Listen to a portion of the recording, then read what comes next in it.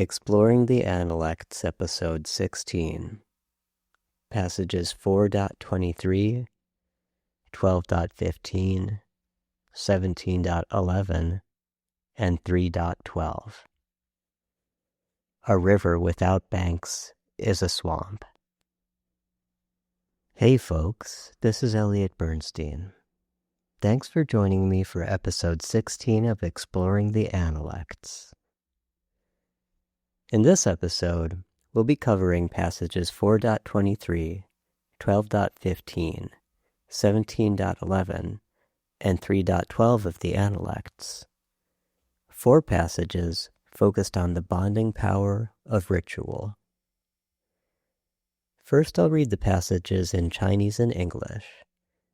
Then I'll discuss the historical and cultural context behind them to provide a deeper understanding. After that, we'll analyze the language found in the passages as a way to learn new words and phrases in classical Chinese and in modern Mandarin. Be sure to follow along with the episode guide on analects.net, where you'll also find all the Chinese characters for the passages and key terms in this episode. If you have any questions, you can always reach me at Analects.net. All right then, let's get started. This is my informal interpretation of this episode's passages. Remember, it's not a translation, but I wanted to capture something about the spirit of the passages that sticks with you for the rest of the episode. A river without banks is a swamp. Now I'm going to read the passages in a modern Mandarin pronunciation, followed by translations into English. Passage 4.23. 子曰：以乐视之者先矣. The master said, there are few who, staying in bounds, go astray. Passage 12.15. 子曰：博学于文，约之以礼，亦可以复判以夫. The master said, study culture broadly. Let ritual propriety keep you in bounds, and you surely will not go astray. Passage 17.11. 子曰：礼云，礼云，玉帛云乎哉？乐云，乐云，钟鼓云乎哉? The master said, we go on and on about ritual, but is ritual really all just jade and silk? We go on and on about music, but is music really all just bells and drums? Passage 3.12. 既如在，既神如神在。子曰：我不欲祭，如不祭. Sacrifice as if they were present means sacrifice as if the spirits are present. The master said, if I am not fully present at the sacrifice, it is as if I did not sacrifice at all. In this episode, we're talking about ritual. We'll trace a few different ideas through the 4 quotes from the Analects above, and get to the heart of the value Confucius saw in ritual, as well as what happens when we take part in ritual for nothing other than its own sake. Before we dig in, I'll give you a little background on the character Li, or what's commonly translated as ritual propriety, and Yue, literally to bind or limit. Learning about these terms will give us a path to understanding the episode's passages. First, Li. By now, you'll be well aware of the fact that Confucius was part of the Rujia class of ritual specialists. So it's no surprise that many of his ideas were built on the framework of ritual and sacrifice. Li is one of those key terms that appears in the preface of any translation of the Analects worth its own salt. It gets defined along with Ren, Junzi, Dao, and De. And just like all of those terms, Confucius managed to reappropriate it and, quote, rectify its meaning from descriptive to instructive. He felt it should mean more than simply going through the motions of a ritual, and instead that ritual, when engaged in wholeheartedly, builds bonds and creates proper relationships. Let's take a look at the components of this character. Li is composed of the semantic component shi, a set of ancestral tablets or so-called spirit tablets on the left-hand side, and Li, a ceremonial drum decorated with jade on the right, which has both phonetic and semantic value. If you're not clear what spirit tablets are, imagine a little vertical plaque with one of your ancestors' names written on it. Offerings of fruit, incense, and so forth could be put in front of it in order to honor their spirit and memory. Anyway, these two components, the spirit tablet and the ceremonial drum, give us a pretty clear idea of what the original meaning of Li is. The specifics of these two things are not incredibly important. Their categories are important. Any ritual implement, vessels or devices, would do just as well here. The combination of these two elements encompasses most of what ancient Chinese rituals were about. Offering sacrifices to the spirits, along with the performance of ceremonial music, dance, and drinking. The second character we'll discuss is Yue. Even today, Yue means to keep something in place, like when you set an appointment, settle a plan, or make a date. The meaning component of Yue is on the left-hand side. This is mi, or threads of silk. You may be aware, silk is incredibly strong. It has a similar tensile strength to steel and Kevlar. So, is it good at keeping things bound? Yeah, it's extremely good at that. Of course, in the case of the passage above, Yue is meant in a figurative sense. We're talking about staying in bounds, maintaining connections to others and to a community, and shaping actions and words appropriately so that they keep those connections strong. All right, with those concepts as the backdrop, let's jump into a little 17th century world history. In the 1640s and 50s, the Chinese Rites Controversy raged within the Catholic Church. This was a debate between Dominican and Franciscan monks on one side and Jesuits on the other about whether or not Confucianism was a religion. On the surface, the answer seemed clear. Followers had a concept akin to heaven, they worshipped spirits, and the central figure in their canon of literature claimed to have been divinely endowed with virtue. That was the argument of the Iberian contingent. These Dominican and Franciscans were adamant that when the Chinese venerated Confucius, visited temples to perform rites, and set up spirit tablets to honor their ancestors, these were actually religious practices. And they told the Pope as much.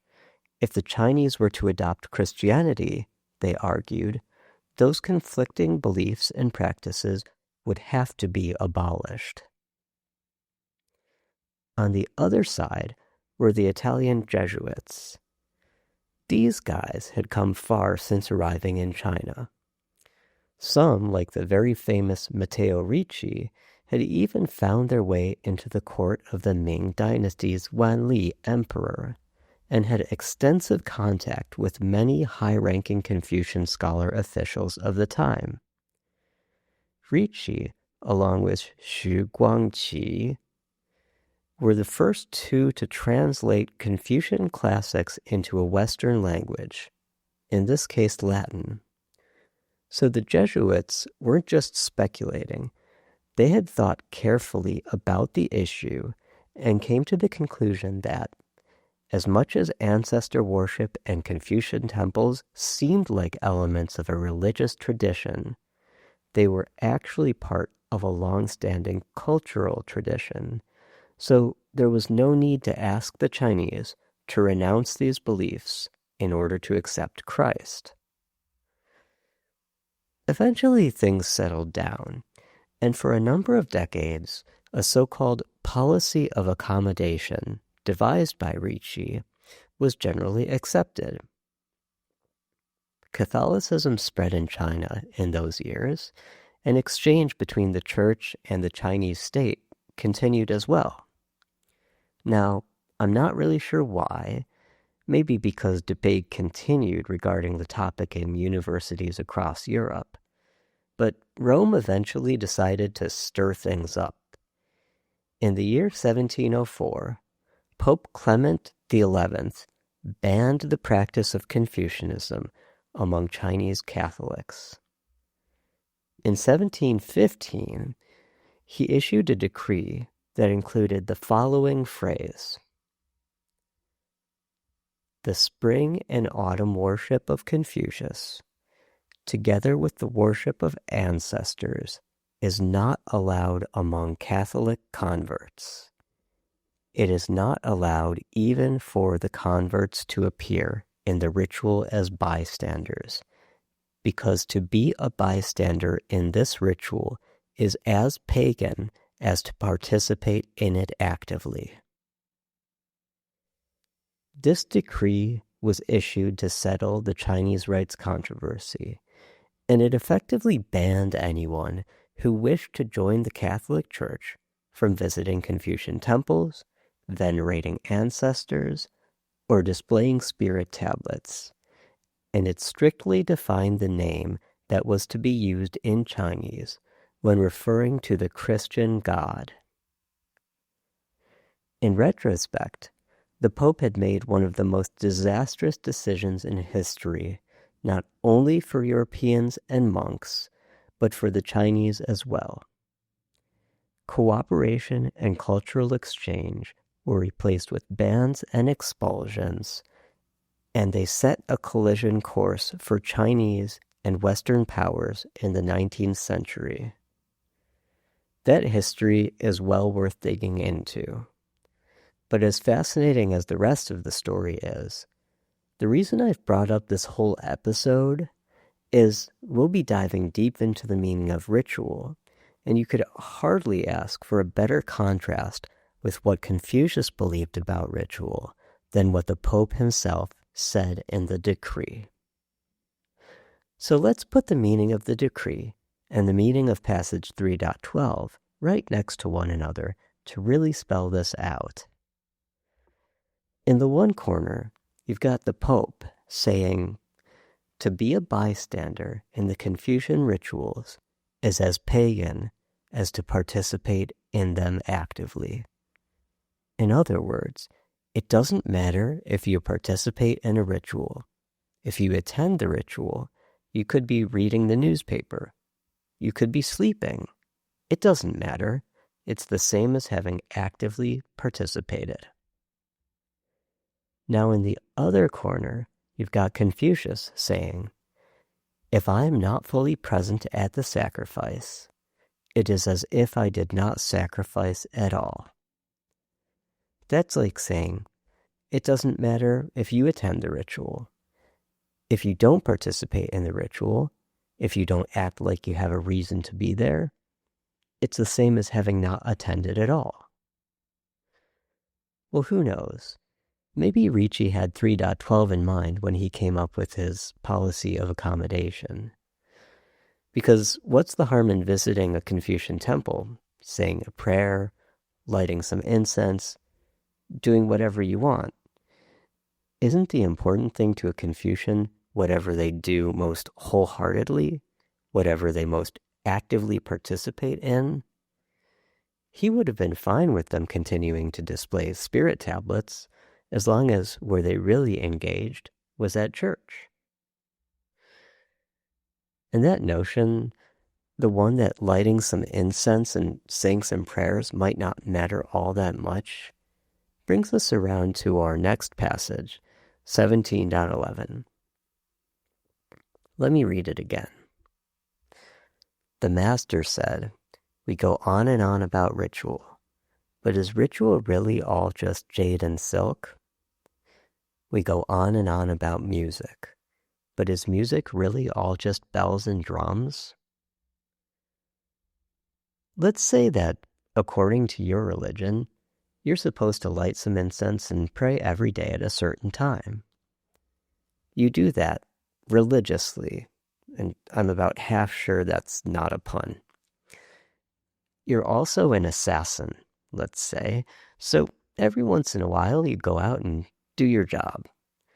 You know, most religious and philosophical systems of belief condemn murder, and it just so happens that the one you follow does as well. So, does God forgive you for the assassinations because you do the prayers and incense and all that stuff? Probably not. That's the same point Confucius is making in 17.11. Why do people just focus on jade and silk when they talk about ritual? Those are just the trappings of ritual. Like prayer and incense, they're not what's important about it. He draws an analogy to music. Are drums and bells all that matter about music? Well, of course not. And we're more clear about that today than we've ever been before. Did people stop dancing when drum machines replaced real drums? No way. Seems like they actually started dancing more. So, are drums what mattered about the music? Not at all. What mattered was the beat. At the risk of sounding very plur, it's the vibe, the shared energy, the ritual of moving together that somehow manages to bring people together. I actually have a very personal life experience that I've been reflecting on a whole lot while preparing this episode. It's one that shows how empty a religious or cultural tradition can be if you don't take part in its rituals wholeheartedly. You might have figured out by now that I'm Jewish, and according to Jewish religious law, I became a man at the age of 13 when I had my bar mitzvah. Here's what I remember about the whole process. I wasn't a disciplined learner. I was terrible at Hebrew. I had a lot of trouble remembering how the letters should sound. When I was assigned my Haftarah portion, I struggled to memorize it. I'm sure it didn't help that what I had to memorize was literally a list of names from generation after generation of an ancient family tree. But somehow, I got the whole thing down, along with the droning and repetitive tune, and then one Saturday morning, I chanted the whole thing in front of the congregation. This is where 12.15 and 4.23 come into play. As a reminder, there are few who, staying in bounds, go astray, and study culture broadly. Let ritual propriety keep you in bounds, and you will surely not go astray. For a 13-year-old, I was definitely broadly learned in culture. I mean, I was learning a foreign language and an ancient musical tradition. At home, I was reading just about anything I could get my hands on, and I was a big fan of the time-laced Lost Civilizations series. But 12.15 and 4.23 don't say learning and reading are more than enough. Their point is, without the bonds and boundaries set by wholehearted engagement in ritual, you can still easily go astray. And I did go astray, not in like a spring break Girls Gone Wild way, but just straying from the Jewish religious tradition. The bar mitzvah was really about enough for me. I'd become a man according to the laws of my family's religion. But as far as I was concerned, that was just something written in an old book. I didn't feel like a man. I didn't feel like I'd connected with much of anything throughout the process of learning, the ceremony, or the meaning behind any of it. So I stopped. I'd still celebrate some holidays with my family and friends, but not because they were part of the religious tradition. I did it because they were my connection to people I cared about. I didn't wholeheartedly engage in the rituals, and so I didn't feel bound by them. What's the point of a modern ritual like the nightly family meal or a monthly trip to a favorite park? It's not to get full or to see some wildlife. Those are incidental and can be done on an irregular schedule or without the company of others. The point is to build understanding and maintain bonds by repeatedly setting aside time for shared experiences. That's why it's a good idea to put our phones down when we're doing those activities. Active engagement in shared experiences is what creates bonds, and someone will wander away just as quickly as they arrived if they didn't engage to begin with. Now let's move on to talk about some of the language used in these 4 passages. I'll start off with a set of vocabulary for early stage learners, then focus on advanced vocabulary and classical Chinese constructs. Finally, I'll wrap up by making a few comments about traditional interpretations and commentaries on these passages. From 4.23, early stage learners will want to learn yue, to bind, shi, to lose, and zhe, a personifying character somewhat equivalent to like we find in builder and reporter. From 12.15, focus on xue, to study, wen, literature or culture, and li, ritual or ritual propriety. From 17.11, you can learn yun, to speak, yu, jade, bo, silk, le, yue, music, zhong, a bell, and gu, a drum.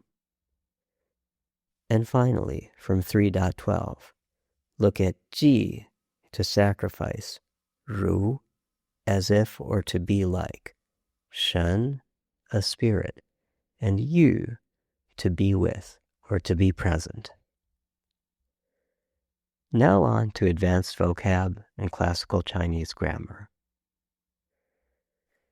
In 4.23, we see the construct yi xy, 知者, or literally, those who X with Y. So this phrase can be translated as those who get lost with boundedness. In other words, despite having these boundaries, this type of person manages to go astray regardless. From there, we see the comment on this type of person. 鲜宜, they're rare. On to 12.15. The most interesting part of this passage is 亦可以夫判亦夫. I found it a bit of a challenge myself, but getting very literal, we can render it as one can thereby surely not transgress. Pan is really the key word here. Instead of sure to lose, which we saw in 4.23, this is much more focused on staying the course. The character pan originally meant the borders between fields, and while I can't say for sure how the semantic shift from that border to transgress occurred, I can certainly guess. If that's not your field, you'd better not cross the line. So if you're walking on the line, you can easily tread into the territory where you don't belong. One other note about 12.15, this is actually a slight contraction of passage 6.27. The only difference is that 6.27 explains this phrase as something the Junzi does. I went with 12.15 in this episode just to keep things focused and not digress into Junzi land. 17.11 is a whole lot of fun. I love the parallelism in the structure between the two sentences. Probably the only place to get tripped up is with the classical function words 乎在. They're really not too much trouble, though. They're just indicating that this is a rhetorical and emphatic statement. In my translation, that's where really all just comes from in is ritual really all just jade and silk, and so forth. And finally, moving on to passage 3.12. 既如在, 既神如神在, needs a little explanation. Commentators, modern and classical, believes that 既如在 was probably either a common saying or came from a classical piece of literature that may have been lost. So the Analects is clarifying what is being sacrificed to and what is present. In both cases, it's the spirits. I assume the ancestral spirits. Following that, you have Confucius's own comments on the phrase. You is the only other character that deserves any special attention here. Most translations add fully to the presence indicated by you. I've thrown that into my translation as well, mainly because simply saying present falls a bit flat in English. You can be present, but mentally absent. I'm very familiar with that personally. We're about to wrap things up here, but I wanted to return to 4.23 and 12.15 very quickly and talk about some of the traditional commentaries on the character, yue. Most ancient commentaries take yue to mean frugality and moderation in one's lifestyle. There's nothing wrong with that. Those are qualities Confucius definitely believed were worth cultivating. It's only more modern interpretations that have tied yue of 4.23 to li. Of course, this is one of those who knows for sure points. If you look at the ways yue is used throughout the Analects, there's support for both the idea that it points to moderation, as well as the idea that it's focused on li. I just see a fairly cryptic statement in 4.23, then another statement with similar phrasing in 12.15, and I naturally feel one is explicitly talking about the subject that may only be implied in the other. All right, folks, that's it for this episode. Thanks for sticking with me, and thanks for your patience while I got this one together. Next time, we'll be looking at passage 6.25, a fun little passage about the Chinese ritual drinking vessel known as the gu. I haven't quite decided yet, but maybe I'll throw in another passage or two about drinking, or find some others about ritual vessels. I know how excited you are about this one, but don't come banging down my door just to find out early. See you next time.